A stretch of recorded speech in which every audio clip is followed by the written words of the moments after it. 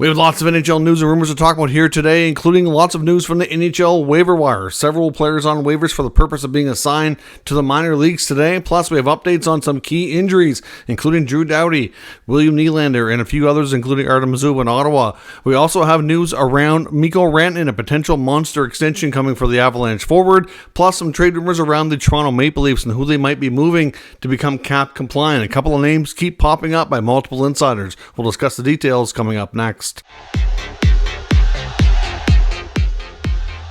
Welcome back to another video here at Top Shelf Hockey. As I mentioned, we have lots to talk about today. First up, I want to start with news that longtime NHL player Bryan, who's been out of action for some time. Obviously, his career was cut a little bit short due to injuries. It's going to be signing a one-day deal and being honored by the Winnipeg Jets on October the 20th. So, of course, he played with the Atlanta franchise, moved with them to the Jets, back to Winnipeg, and certainly, like I said, had a pretty solid NHL career. Derailed, cut short with the concussion issues and stuff. So certainly, nice to see the Jets taking some time to honor him. He did have a lot of good seasons with the organization dating back to their Atlanta days. So October 20th, Bryan will be honored by the Winnipeg Jets. As I mentioned, lots of news on the waiver wire today. Several players have been cut from their NHL training camp rosters, many of which need waivers to be signed to their minor league affiliates. We had the Philadelphia Flyers today and put Ronnie Attard as well as Gardner and Belpedio on waivers. The Ottawa Senators today had Hayden Hodgson,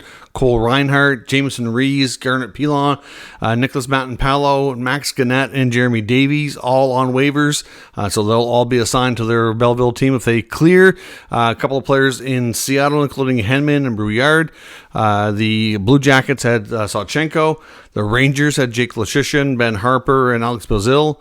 And the Canucks, of course, yesterday had placed Jet Wu and Guillaume Brisebois on waivers, so they can be assigned now to the minor leagues. Some injury updates. In Ottawa, Artem Zub has not skated in the last 3 or 4 days. I know Sens fans have been concerned. The update from him indicates that it's not a serious injury, and he should be back to 100% here in the very near future. Should be skating probably any time now. I would suspect sometime before the end of the long weekend that he should be back on the ice. So all appears to be trending in the right direction. As good with Zub here in the short term, but goalie Mads Søgaard apparently does have a bit of a strain. Didn't really go into more detail than that. Just a light strain, so they're going to give him some maintenance days. He could be out of action for about a week, but all in all, it's nothing too serious as well. Besides the players that the Sens put on waivers today, they also cut some of their prospects, including Angus Crookshank, Tyler Boucher, Xavier Bergeau, Jorian Donovan, Stephen Halliday, and Thomas Hammer, and a few others as well. They'll all be assigned to their team in Belleville. A couple of signings today as well. We had the Capital sign prospect, St. John Sea Dog prospect that I've placed pretty close to me here in New Brunswick. Eriks Matejko, 6'5", 207-pound defenseman, gets his 3-year ELC. He was a third-round pick in the 2024 NHL draft. He's a monster of a man. He's a big guy, and hopefully he takes the next steps here. Obviously, getting his ELC is one step. Obviously, his draft plus 1 year needs to be a big one, big in development for him. The Flyers also signed Spencer Gill to his 3-year ELC. He was a second-round pick in 2024. Staying with the Flyers, goalie from Russia, Alexei Kolosov, who was rumored to be heading back to the KHL, and there was some, relationship issues, if you want to call it that, between the Flyers and the player. He was kind of upset that he wasn't getting his opportunity to be in the NHL, where he kind of saw, an opportunity there, especially after, the changes that the team had, losing Carter Hart last year. There was an opening, and then, of course, Fedotov comes over late in the year and just kind of goes right to the NHL. I don't think that sat well with Kolosov. He wants an opportunity to play. It was looking like he wasn't going to come to camp and he was going to go back to Russia, but he is back now. They've kind of made amends. I'm not sure what exactly they've promised him, but it sounds like he's going to come over and give it a shot.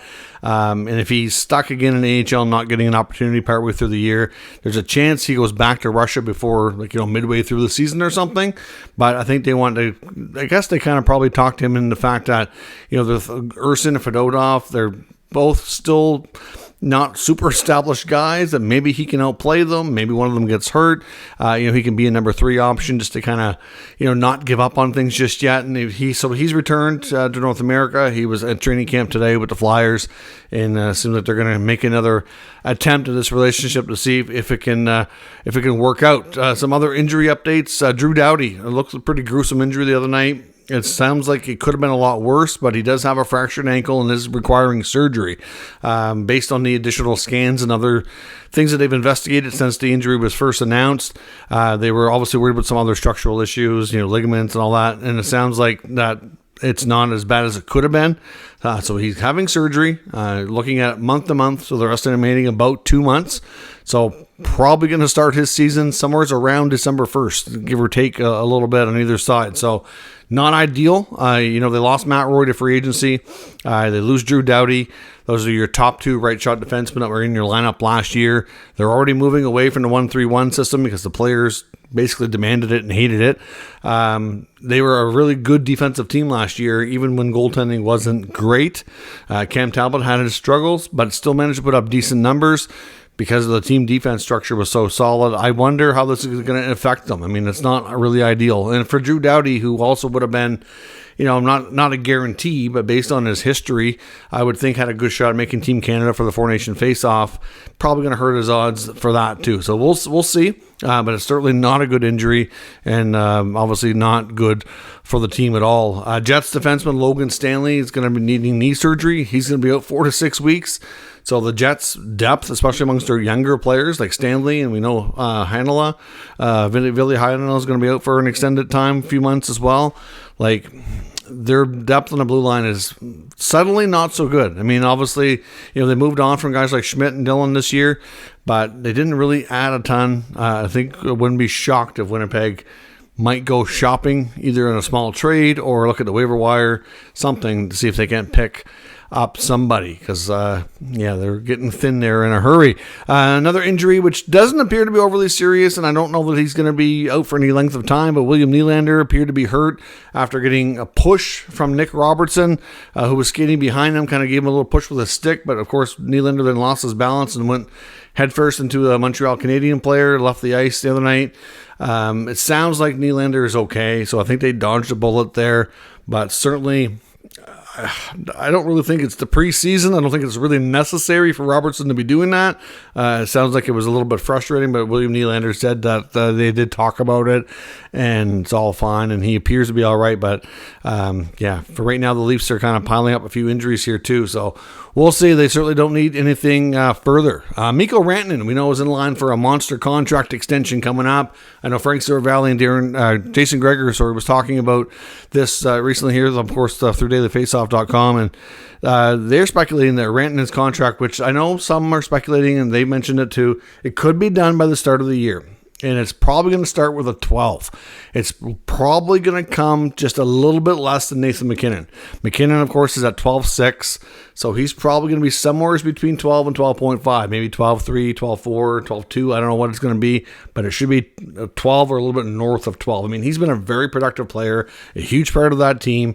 And I think they acknowledge his importance here. Looking at his previous contract, there was a good stretch there where he made more than MacKinnon, mainly because when MacKinnon's previous contract was, at the time when he signed it, was, it was okay, but it wasn't an overpayment. It wasn't a steal or wasn't anything. But MacKinnon really outgrew that contract quickly. But at the time it was a good deal. Then he just made it look that much team friendly for a few years. And obviously Rantanen came in at a different time, just kind of capitalized on their talents at different times, made more there for a while. Now he's going to be going up again, getting close to MacKinnon. So expect a monster extension for Rantanen. He said it could come as early as the next week and a half. Hard to say exactly. I don't know when it's going to be done, but it sounds like negotiations are progressing. Still nothing on Jeremy Swayman on the other hand.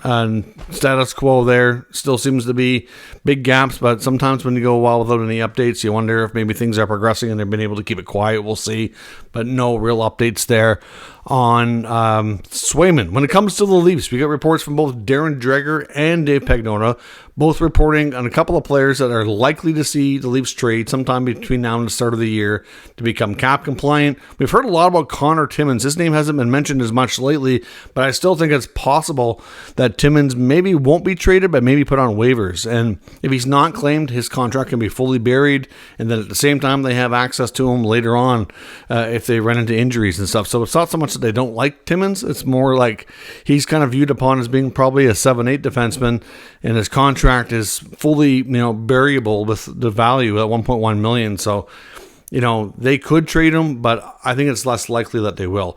Whereas a forward like David Kampf or Calle Järnkrok is the more likely one. Now, Dreger mentions Järnkrok and Kampf, whereas Pagnotta also mentioned Järnkrok. And it seems like Järnkrok might be the more likely guy to go. If you look at the way that, positioning, term, money, and all that. David Kampf is also a player that I know Dreger speculated that Berube might like a little bit more and might see him as a safe option for being your fourth line center.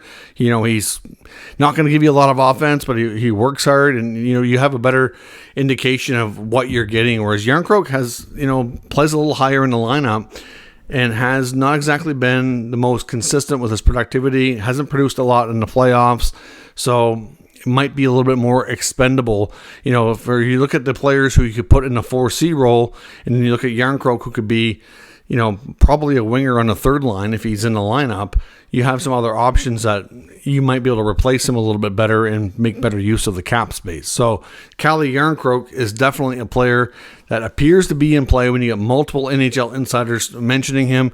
Kampf, with him, I think it's more the term. It was surprising when they signed him on a 4-year deal.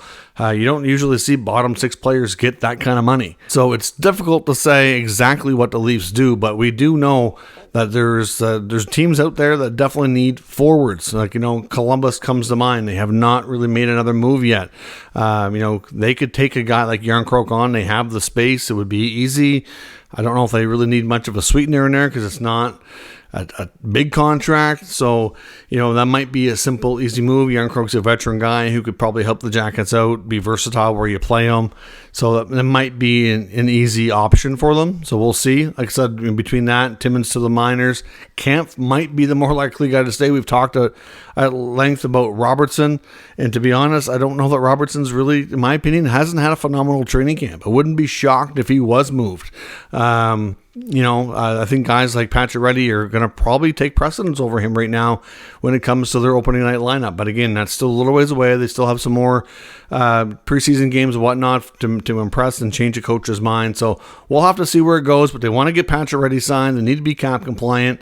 And right now, all signs are pointing to a Calle Järnkrok trade with the possibility of Timmins either being moved or waived, and Kampf being that kind of wild card player that could be moved as well. It depends on how much they want to change that bottom part of their lineup and how they view these guys. So time will tell how things go in Toronto, but I do think we're bound to see a little bit of trade activity here before the start of the season, and they seem to be your most common usual suspects that are popping up in multiple NHL insiders rumor mill notes here. So we'll see what happens. Let me know your thoughts on how the Leafs become cap compliant and who's the most likely guys to go in the comment section. We'll discuss further. If you're new to the channel, make sure you subscribe and stick around.